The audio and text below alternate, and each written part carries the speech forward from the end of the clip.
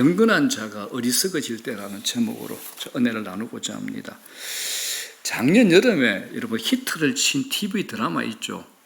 이상한 변호사 우영우 좀 많이 보셨죠, 그죠? 주인공 우영우 천재적인 두뇌, 그다고 자폐 스펙트럼을 동시에 가진 대형 로펌 신입 변호사잖아요, 그죠? 이 우영우는 한번 보면 잊지 않는 기억력을 가지고 있는데 이제 자폐증이 있다 보니까 회전문은 통과 못하는 겁니다. 회전문을 통과하지 못하는 자폐 변호사죠. 자, 이 드라마에 우영우가 읽은 소설 모비딕이 등장을 하는데 그 소설의 이야기가 고래 이야기라서 그런지 고래에 대한 영상과 우영우가 고래 얘기에 집착하는 내용이 많이 나오죠. 자, 이 고래가 나옵니다. 자, 모비딕이 뭐냐면 소설 속 고래의 이름인데 저 고래가 향유고래랍니다. 향유고래는 고래 중에 가장 큰 종으로 길이가 제일 큰 게 20m가 된답니다. 20m 고래가 길이가. 몸무게도 수십 톤에 이르는 동물이고, 근데 중요한 거 몸에서 나오는 기름, 몸에서 나오는 그 똥이 아주 값비싼 향수 그리고 화장품, 연고 재료로 사용되기 때문에 바다 로또라고 합니다. 향유 고래를 잡으면 바다 로또라고 합니다. 그래서 국제사회에서 향유 고래잡이를 금지하고 있습니다. 자, 이 소설의 내용을 보게 되면 선장이 모비딕이라는 저 향유 고래를 쫓다가 다리 한쪽을 잃습니다. 복수를 위해서 이 선장이 선원들을 이끌고 모비딕, 저 향유 고래를 쫓는 이야기가 바로 모비딕이라는 소설입니다. 자, 항해 중에 1등 항해사 스타벅이 다급한 목소리로 선장에게 보고를 합니다. 선장님, 배미 창고에서 아주 값비싼 향유 고래의 기름이 새고 있습니다. 큰 손실이 발생할 수 있습니다. 라고 선장한테 보고를 내요. 그런데 이런 엄중한 상황에서 선장은 그 보고를 다 무시하고 배를 멈추지 않고 계속 항해할 것을 명령을 합니다. 왜냐? 자기를 다리 잃게 한 향유 고래 모비딕을 잡기 위함입니다. 이때 선장에게 고래의 기름을 얻기 위한 이 배의 존재 목적은 사라지는 거죠. 오직 모비딕을 잡아 복수하려는 선장 에이헤브의 광기만 드러나는 순간입니다. 이 순간 1등 항해사 스타벅이 강력한 어조로 선장에게 뼈있는 한마디를 던집니다. 선장님, 자신을 조심해야 합니다. 자신을. 스타벅 많이 들어보셨죠? 우리 가까이 있는 세계 최대 커피 체인점 스타벅스라는 이름이 소설 모비딕에 나오는 1등 항해사 스타벅에서 이름을 딴 것이라고 합니다. 이 소설에서. 자, 여러분, 우리 모두 이런 순간을 만나게 되지 않을까요? 항해 목적, 바다에서 얻어야 할 고기 기름이 아니라 내 내면에 있는 미친 광기 말입니다. 그러니까 여기에 마음이 쏠리지 않나요? 우리 안에 숨겨놓은 광기, 모비딕이라는 실체가 있지 않습니까? 참 아이러니하게도 우리도 모비딕 같은 존재를 만날 때 에너지가 솟아오르고 삶의 활력이 생기죠. 삶의 전투 의지가 올라오는 게 있습니다. 그러므로 내 안에서 모비딕과 이 광기를 좀 구분하셔야 됩니다. 오늘 본문의 내용이 바로 같은 맥락입니다. 자, 본문은 사무엘 하의 마지막 장입니다. 다윗의 마지막 인생이죠. 누구보다도 하나님을 경외했던 다윗 인생의 마지막 실수조차도 성경은 덮어주지 않고 기록하여 우리에게 교훈을 전달합니다. 소설 모비딕처럼 우리도 우리 실존과 제일 가까운 하나님을 잊어버리고 내 자신에게 빠져버린 광기의 모습을 볼 수 있다라는 겁니다. 다윗이 우리에게 말하고 싶은 게 있을 겁니다. 나이만 먹는다고 성숙이 보장되는 거 아니야. 나이 먹는다고 실수로부터 자유로워지는 것 아니야. 나이 먹는다고 죄로부터의 면역이 보장되는 것이 아니야 라고 말하고 싶은 겁니다. 다윗은 전쟁에서 한 번도 패한 적이 없습니다. 최초 전쟁 골리앗과의 전쟁에서부터 마지막 전쟁까지 늘 승리합니다. 그래서 자기 영토가 얼마나 큰지, 자기 왕국이 얼마나 광대한지, 자기 군대가 얼마나 강력한지를 확인해 보기를 원했던 겁니다. 자기 힘을 보고 싶은 거죠. 그런데 지금까지 다윗의 삶은 자기 힘으로 살아온 삶이 아닙니다. 그야말로 오직 하나님의 은혜, 오직 은혜로 살아왔다라고 말할 수 있는 사람이 다윗입니다.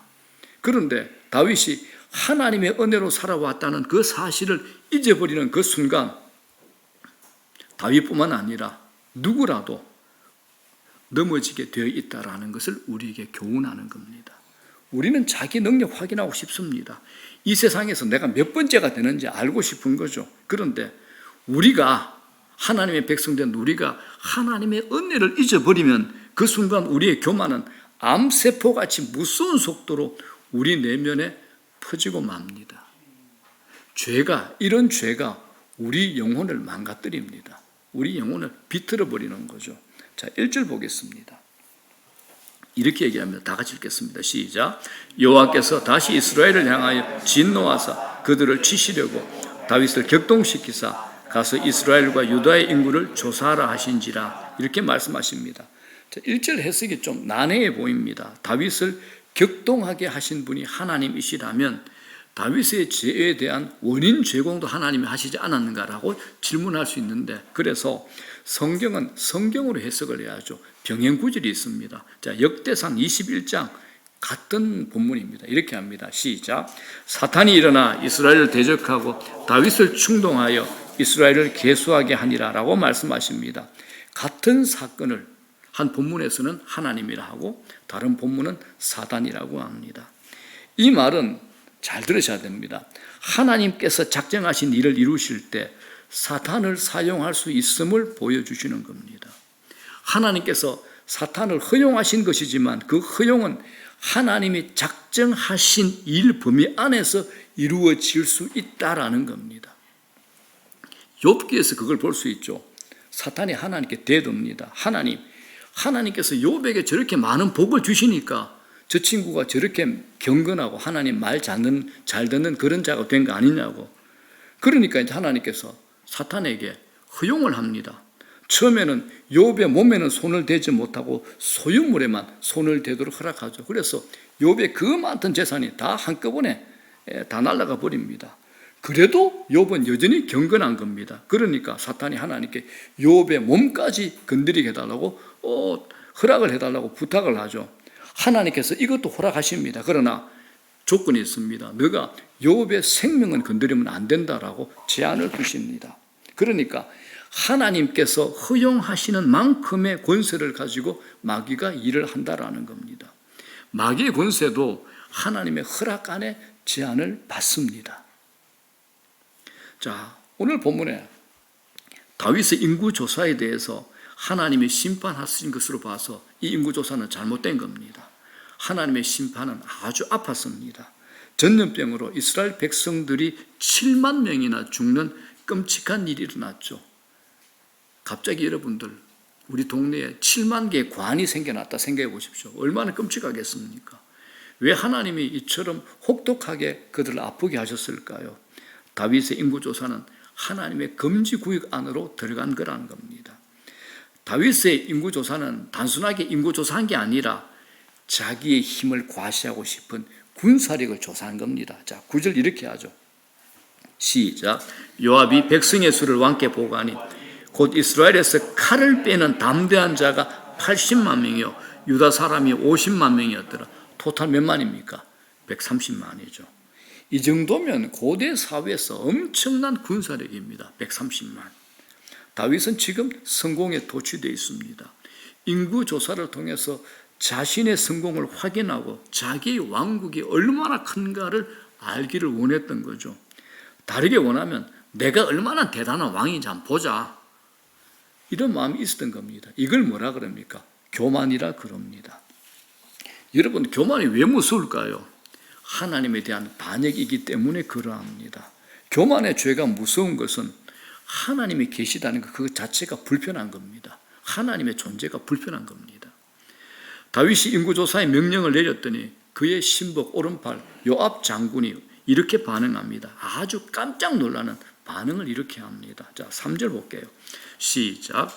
요압이 왕께 아뢰되 이 백성이 얼마든지 왕의 하나님 여호와께서 100배나 더하게 하사 내 주 왕의 눈으로 보게 하시기를 원하나이다. 그런데 내 주 왕은 어찌하여 이런 일을 기뻐하시나이까 하되, 요압이 부하한테 제대로 조언하고 있습니다. 요압은 다윗의 마음을 꿰뚫어 보고 왕의 마음을 잘 헤아리는 신하 중에 한 사람이죠. 아부는 하기 쉬운데 지근은 참 어렵습니다. 왕이여, 왜 쓸데없는 일에 관심을 가지십니까? 라고 지근을 합니다. 지금 요압은 다윗이 그 행동이 하나님 앞에서 큰일 날 거라는 것을 알고 있었던 거죠. 지금까지 이스라엘이 지내온 것은 군사력 덕분이 아니다라는 것을 요압이 왕 가까이서 봤잖아요. 조금이라도 깨어있는 사람이라면 이런 행동을 해서는 안 된다, 이걸 왕에게 지건한 겁니다. 요압이 이런 판단은 참 옳았는데 다윗에게 요압의 충고는 소용이 없었습니다. 다윗은 자기의 지위를 이용해서, 왕이라는 지위를 이용해서 요압에게 강제적으로 명령을 합니다. 임마, 내가 하라면 하는 거야. 이렇게 명령을 한 거죠. 자, 여러분, 위험한 게 있습니다. 성공에 도취되는 순간 다른 사람의 말은 귀에 들어오지 않습니다. 오늘 다윗이 그렇게 된 겁니다. 더 무서운 사실, 하나님은 안중에도 없는 겁니다. 그래서 다윗은 지금 매우 위험한 구역을 거닐고 있는 겁니다. 자, 이때 일어나는 정상이 있죠. 어느 순간부터 하나님 은혜라는 이 단어가 낯설어집니다. 다윗에게 하나님은 굉장히 미미한 존재로 희미해져가 있는 겁니다. 그는 사람들과의 대화 중에도 하나님을 언급하지 않습니다. 성경을 보게 되면 다윗이 인구조사의 결정을 내리기 전에 기도를 했다라거나 율법책을 봤다라는 기록은 전혀 없습니다. 자기 마음 가는 대로 결정을 한 거죠. 정말 위험한 순간입니다. 그런데 여러분, 우리 다 알고 있는 사실이지 않습니까? 다윗이 이런 사람이 아니었습니다. 다윗이 수많은 전쟁을 치르면서 그가 했던 신앙 고백이 있습니다. 시편 20편 7절에 뭐라 그럽니까? 시작. 어떤 사람은 병거, 어떤 사람은 말을 의지하나 우리는 여호와 우리 하나님의 이름을 자랑하리로다. 세상 모든 나라들은 내 군사가 몇만이야, 내가 이런 무기를 가지고 있어, 내가 이런 훌륭한 장수들이 내 부하야, 이걸 의지하는데 다윗은 누굴 의지했습니까? 오직 여호와 하나님을 자랑했습니다. 얼마나 멋진 고백입니까? 여러분, 우리 인생의 전쟁도 여호와께 속해 있습니다. 하나님이 개입하시면 분명히 지는 싸움 같은데 이기는 겁니다. 하나님의 개입이 있을 때 판도가 달라지고 상식이 뒤집어지죠. 중요한 게 있습니다. 왜요? 전쟁의 배후 때문에 그렇습니다. 전쟁은 하나님께 속한 것이라고 성경은 분명히 얘기합니다. 우리가 할 일 하나밖에 없습니다. 눈에 보이는 군사력이 아니라 하나님을 더 의지하면 되는 겁니다. 다윗은 병거, 말의 수를 의지하지 않고 자랑하지 않고 하나님 이름을 의지했던 사람입니다. 그런데 이런 다윗에게 변질이 일어난 겁니다. 인간은 여러분, 교만한 순간 하나님을 의지하지 않습니다. 인간의 추락은 자신의 힘을 의지할 때 일어나는 겁니다. 인간은 실패로 망하지 않죠. 이상하게도 성공으로 더 크게 망합니다. 실패로 망한 사람은 표시가 납니다. 그런데 성공으로 망한 사람이 일어나기 참 힘듭니다. 그러므로 우리 크리스찬들에게는 실패가 낭비가 될 수 없습니다. 우리가 하나님 안에 있는 한은 실패는 반드시 아주 고귀한 재료가 됩니다. 다윗의 인구조사는 하나님에 대한 전면적인 배반입니다. 하나님 은혜에 대한 전면적인 부정이죠. 다윗이 어떻게 이 자리까지 왔습니까? 그의 전쟁의 승리는 전적으로 하나님의 도우심입니다. 성경 곳곳에 다윗은 전쟁에서 한 번도 패하지 않았다고 합니다. 고대 사회에서 전쟁은 왕이 제일 앞장서서 하는 겁니다. 얼마나 많이 집니까? 그런데 다윗은 한 번도 지지 않았다고 합니다. 왜요? 그의 배후에 다윗을 승리케 한 하나님의 능력, 하나님의 지혜, 하나님의 도우심이 있었기 때문에 그럽니다. 그런데 그런 그가 지금 하나님보다 자기의 군사력을 더 의지하고 신뢰하고 있는 겁니다. 이걸 지금 우리에게 적용하면 이렇습니다. 예배의 대상을 바꾼 거죠. 그 예배의 중심에 자기가 앉아 있는 겁니다. 하나님의 자리에 다른 것을 앉히는 것보다 더 위험한 일은 없다라는 겁니다. 우리 인생의 모든 문제는 하나님과의 관계가 뒤틀려지면서 시작됩니다. 신앙생활 제대로 하시는 분들, 몇 년 하신 분들, 주위에서 어떤 문제가 생기면 제일 먼저 확인해야 될 것, 그 문제 보시기 전에 내가 하나님과 어떤 관계가 있는가, 이것부터 제일 먼저 점검하셔야 됩니다. 하나님 관계에서 제일 먼저 점검을 시작하셔야 되는 겁니다. 인간은 태생적으로 2등을 싫어하고 최고가 되기를 원하죠. 그래서 최고의 변증가, 캠브리지 대학 교수였던 C.S. 루이스, 이분이 이런 얘기를 합니다. 시작. 교만한 사람은 밑을 내려다보는데 급급한 나머지 자기 위에 계신 분을 제대로 보지 못한다라고 합니다. 정말 맞는 말이죠. 자, 또 이렇게 얘기를 이어갑니다. 자, 시작. 형통은 사람을 세상에 붙들어맨다. 그는 자기가 세상에서 자리를 잡고 있는 줄로 알지만 사실은 세상이 그 사람 안에 자리를 잡고 있다는 겁니다. 여러분 안에 하나님이 자리 잡고 있습니까? 세상이 자리 잡고 있습니까? 다윗은 힘들고 어려울 때 하나님에게 전적으로 매달려 살았습니다. 다윗의 지난 삶을 돌아보면 한순간도 하나님에게서 눈을 떼지 않았던 겁니다. 그런데 이제는 자신이 하나님 자리에 앉으려고 하는 겁니다. 하나님 없이도 살아갈 수 있다라는 착각에 빠져 있고 하나님보다 더 높아져 있는 겁니다. 바로 이게 성공이 가져다 준 끔찍한 변질이라는 겁니다.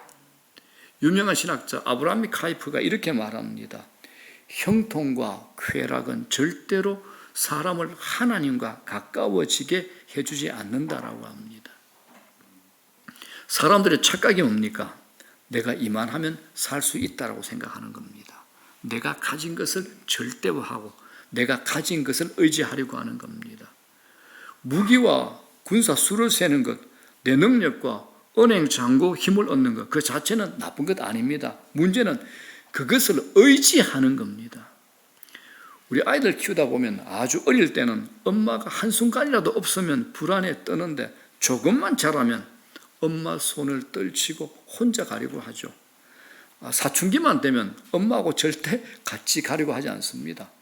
전철 타면 전화를 하고 친구하고 얘기하는데 엄마를 그냥 언어로 난도질을 하더구만요. 내가 들어도 진짜 저게 무슨 말인지 할 정도로 엄마를 그냥 낮게 쌍욕을 하더구만요. 엄마를. 근데 이게 이런 시대가 돼버렸습니다. 그런데 더 크면 어떻게 됩니까? 부모 것들 떠나려고 하죠. 우리 보십시오. 내 삶에 절박한 것이 있을 때는 매 순간 내 입에서 하나님 떠나지 않습니다. 그러나 조금만 허리가 펴지고 살만하면 그때부터 나는 변합니다. 하나님, 나 이제 독립할래요 이럽니다. 하나님은 우리를 형통하게 하십니다. 근데 그 다음이 문제입니다. 잘 보십시오. 형통하게 돼서 그 다음이 문제라는 겁니다. 배가 부르면 나도 모르게 기도가 약해지고 기도하기는 하는데 이게 기도인지 아닌지 헷갈린다라는 겁니다. 나중에는 기도할 생각조차 나지 않습니다. 나의 성공, 나의 번영이 종교가 되어버린 겁니다. 이게 하나님 자리에 앉아있게 되는 거죠. 여러분, 사람이 얼마나 쉽게 잘못된 길로 빠지기 좋은 존재인가요? 꿈에도 착각하면 안 되는 게 있습니다. 내 실력으로 지금까지 살아왔다라고 여기는 겁니다. 하나님 없이도 살 수 있다는 생각, 꿈에도 착각하시면 안 됩니다. 인간이 가질 수 있는 최고의 죄는 이 죄입니다. 하나님 없이 살 수 있다라는 독립심입니다. 이게 인간이 가질 수 있는 최고의 죄입니다. 이 자리에 하나님께서 분노하시는 대목입니다. 질투하시는 하나님이죠. 하나님의 은혜로 살아온 신자가 이런 태도를 가지면 하나님은 참을 수 없어 하십니다. 결국 다윗은 자기 잘못을 깨닫고 회개합니다.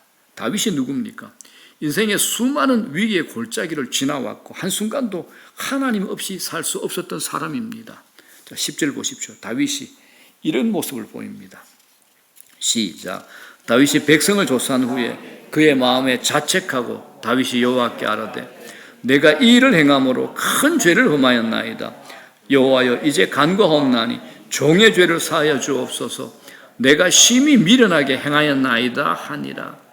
다윗의 속마음에 자기가 행한 일에 대해 하나님이 기뻐하지 않으신다는 괴로운 생각이 찾아온 겁니다. 자기 잘못으로 인한 위기죠. 이때 다윗의 상태와 반응이 뭡니까? 한마디로 통회입니다. 통회. 내가 이 일을 행함으로 큰 죄를 지었나이다.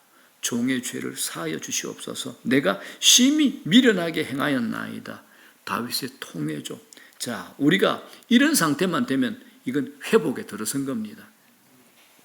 자, 이 통회가 참 좋은 단어입니다. 통회는 히브리어로 다카입니다. 다카. 이게 무슨 뜻이냐? 가루, 먼지, 티끌, 부셔버리다라는 뜻입니다. 구약 성경을 레위기 읽어보면 5가지 제사가 나오죠. 곡물로 드린 제사를 뭐라 그럽니까? 소제라 그러죠.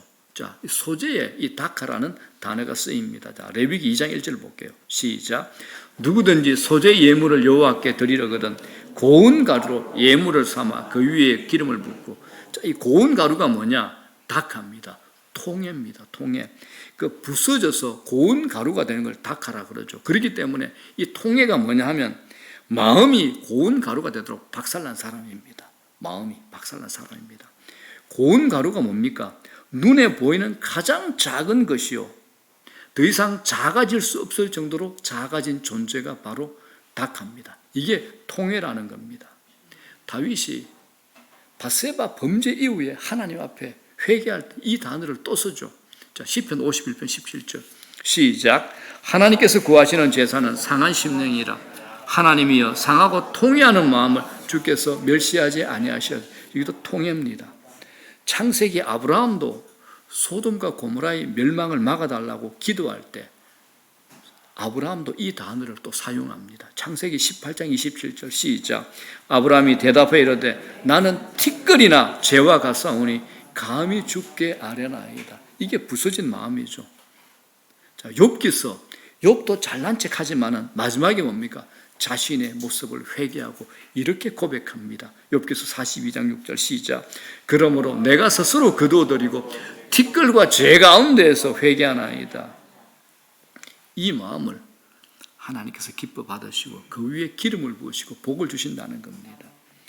성경이 말하는 의인과 악인은 도덕적인 개념, 세상의 법적인 개념이 아닙니다. 성경이 말하는 의인이 누굽니까? 하나님 믿는 하나님 백성입니다. 악인은요, 안 믿는 자입니다. 그럼 의인이 누굴까요? 마음이 고운 가루가 된 사람, 티끌이 된 사람을 말합니다. 고운 가루가 된 의인에게 하나님은 눈을 향하시고 귀를 기울이십니다. 환난에서 건지신다는 겁니다. 티끌의 사람, 이런 분들이 강한 이유가 있습니다. 티끌의 사람은 자기 삶의 근거가 자기에게 있지 않습니다. 하나님이 근거가 되십니다. 하나님이 내 삶의 기초가 됩니다. 자, 내 삶에 내가 기초가 돼. 그 위에 하나님이 있어서 내가 흔들리면 누구 흔들리나요? 내 위에 계신 하나님도 흔들리는 겁니다. 내가 못하면 하나님도 못하는 겁니다. 내가 우울하면 하나님도 우울하셔야 돼. 우리의 근거가 누굽니까? 하나님입니다. 내가 어떻든 영원히 변치 않는 반석 되시는 그분이 우리의 근거와 기초가 되셔야 된다는 겁니다. 그러니까 여러분, 이런 사람들은 항상 하나님의 은혜를 구합니다. 그래서 항상 채워짐이 있죠. 충만함이 있습니다. 놀라운 사실, 이 고운 가루에 기름이 부어집니다. 성령의 기름이 부어집니다. 자, 레위기 2장 1절 다시 읽겠습니다. 시작. 누구든지 소제 예물을 여호와께 드리려거든 고운 가루로 예물을 삼아 그 위에 기름을 붓고 죄가 있을 때 그 심령이 하나님 앞에서 고운 가루가 된 자에게 성령의 기름 부으심이 있습니다. 그러므로 여러분, 우리는 언제나 하나님 앞에서 깨져야 됩니다. 고운 가루 돼 보십시오. 이거는 개인적인 거잖아요. 그죠? 티끌이 한번 돼 보십시오. 그러면 삽니다. 살아납니다. 우리 모두 고운 가루에 임한 기름 부음을 체험할 수 있기를 주의 이름으로 축원합니다. 자, 17절 보겠습니다. 시작. 다윗이 백성을 치는 천사를 보고 곧 여호와께 아뢰 이르되 나는 범죄하였고 악을 행하였거니라 라고 말합니다. 죄가 깨달아졌을 때 빠른 회개를 하는 것이 다윗의 놀라운 장점입니다. 자기가 잘못한 것을 솔직하게 고백하고 용서를 구하는 사람이 생각보다 크리스찬 중에서 많지 않습니다. 하나님 은혜가 무엇인지 아는 사람만 회개를 합니다. 우리가 주님 앞에 용서 구할 때 주님은 용서해 주십니다. 사무엘하 마지막은 다윗의 기도로 끝을 맺습니다. 우리가 다윗에게서 배울 점이죠. 하나님이 그를 용서하시고 그에게 임한 벌이 멈추어집니다. 하나님은 선지자 갓을 통해서 하나님을 위해 단을 쌓게 만듭니다. 다윗이 순종을 하죠. 아라우나의 타작마당을 돈을 주고 사서 단을 쌓게 만듭니다. 자, 25절 보겠습니다. 시작. 그곳에서 여호와를 위하여 제단을 쌓고 번제와 화목제를 드렸더니 이에 여호와께서 그 땅을 위한 기도를 들으시며 이스라엘에게 내리는 재앙이 그쳤더라. 하나님에게 제단을 쌓게 되자 무섭게 내리던 재앙이 끝나는 놀라운 일이 벌어집니다. 여기서 제단을 쌓는 게 뭘까요? 예배입니다. 여러분, 예배입니다. 하나님을 하나님의 자리로 다시 올려드리는 예배가 되는 겁니다. 예수님께서 이 땅에서 공생이 시작할 때 마귀가 예수님에게 무슨 유혹을 합니까? 예수, 내게 절을 하면 내가 천하를 다 네게 주겠다라고 엄청난 시험을 겁니다. 그때 주님의 반응이 뭡니까? 주 너희 하나님을 경배하고 다만 그를 섬기라라고 얘기합니다. 예수님은 천하를 다스리는 권력을 가지는 것을 그 뒤를 거부하고 뭘 선택합니까? 예배를 선택하신 겁니다. 우리 인생의 최고의 싸움이 뭐냐? 예배의 전쟁입니다. 예배가 약해지고 희미해졌다는 것은 하나님 없이 혼자 살 수 있다는 독립된 죄성입니다. 예배의 자리만큼 치열한 전쟁이 벌어지는 곳이 없습니다. 마귀는 우리가 예배다운 예배를 드리지 못하도록 방해를 합니다. 우리 삶 속에 제일 중요한 게 뭐냐? 예배입니다. 하나님을 하나님의 이름으로 마땅하게 높여드리고 그분을 자랑하는 것. 예배에 실패하면 곧 우리에게 우상이 자리 잡습니다. 이제 말씀 정리합니다. 사랑하는 여러분, 하나님이 아닌 것을 의지하지 마십시오. 하나님이 희미하게 어련거려 잘 안 보이고 다른 것들이 내 시야를 가리고 있다. 아주 위험한 겁니다. 빨리 주님 앞으로 돌아오셔야 됩니다. 우리가 하나님께 예배하는 것이 얼마나 놀라운 은총입니까? 하나님의 은혜는 설명할 길이 없습니다. 내 실력과 열심만으로 설명 안 되는 우리 삶의 영역이 얼마나 많습니까? 하나님 은혜가 부어져야 됩니다. 은혜가 개입되어야 됩니다. 은혜를 깨달아 알아가는 것, 은혜를 날마다 경험하는 것, 은혜를 구하는 것 굉장히 중요합니다. 우리의 겸손이 아무에게나 생겨나는 건 아닙니다. 하나님의 은혜를 알고 자기 착각에서 벗어날 때 우리 안에서 겸손이 올라옵니다. 하나님만 의지하고 하나님만 자랑하십시오. 하나님의 은혜로 주어진 것을 자기 영광으로 삼는 일이 없기를 바랍니다. 인간이란 본래 하나님 영광을 위해 지음받은 존재라는 것을 한시도 잊으면 안 됩니다. 여러분, 잊지 마십시오. 여러분들이 아무리 여러분들의 꿈과 비전이 성공이 되어도 마음에 항상 허함이 있을 겁니다. 하나님께서 우리를 창조하실 때 제일 중심에 제일 깊은 곳에 하나님으로만 완전히 만족할 수 있도록 그렇게 우리를 만드셨습니다. 어떤 것도 우리에게 완전한 만족이 될 수 없습니다. 하나님께 가십시오. 우리는 하나님 없이 살 수 없는 존재입니다. 하나님이 대단한 분이시기 때문에 우리 조금 아파도 기죽을 필요 없습니다. 남과 비교하거나 비교당할 필요 없습니다. 그분이 내 편이고 그분이 내 아버지이시기 때문에 그럽니다. 하나님이 나의 삶, 나의 힘입니다. 하나님이 나의 지혜가 되십니다. 하나님이 나의 삶의 능력이심을 인정하는 태도, 이걸 잊지 마시기를 바랍니다. 주만 바라보고 주만 의지하고 살아가는 여러분 되시기를 주의 이름으로 축복합니다. 아멘.